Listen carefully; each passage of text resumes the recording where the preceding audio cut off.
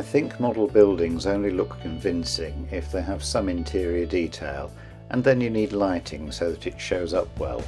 and I was determined to include lighting in this layout. In the past I've usually used small electric bulbs, but LEDs make that so much simpler. They don't get hot, they don't burn out, they're a lot easier to handle, and so I used light emitting diodes for all the lighting on this layout.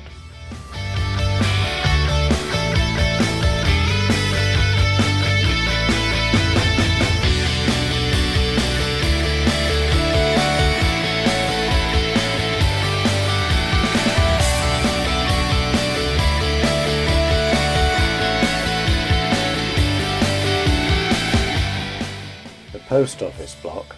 made from a kit, was just an empty shell, and so I built these rooms to go inside it and just lit 2 of them, which I think gives an appropriate effect, making it look like the post office is open and someone is using the offices above.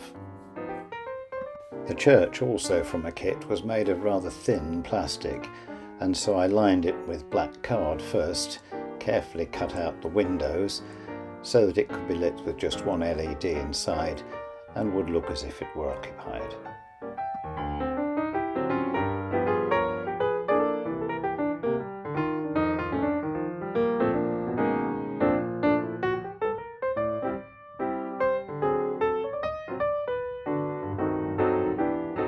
Wiring for the cable car motor would be on the same circuit as the lighting,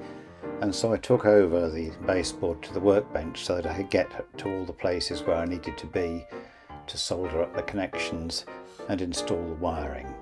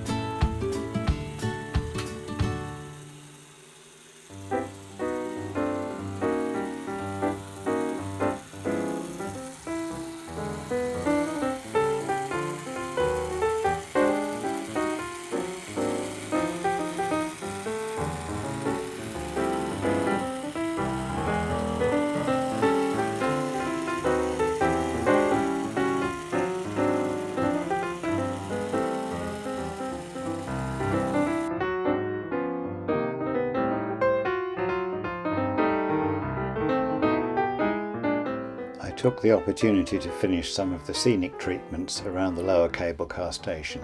while I had the layout on the workbench.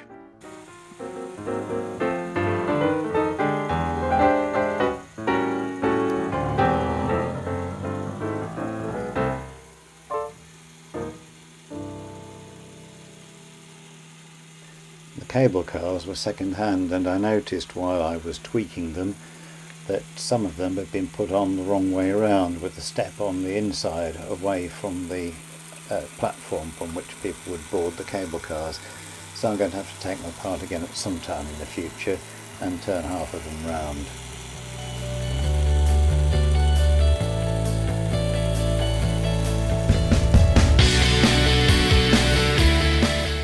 Once the back scene is installed behind the layout, there will be no spillage of light from behind the shops like there is at present.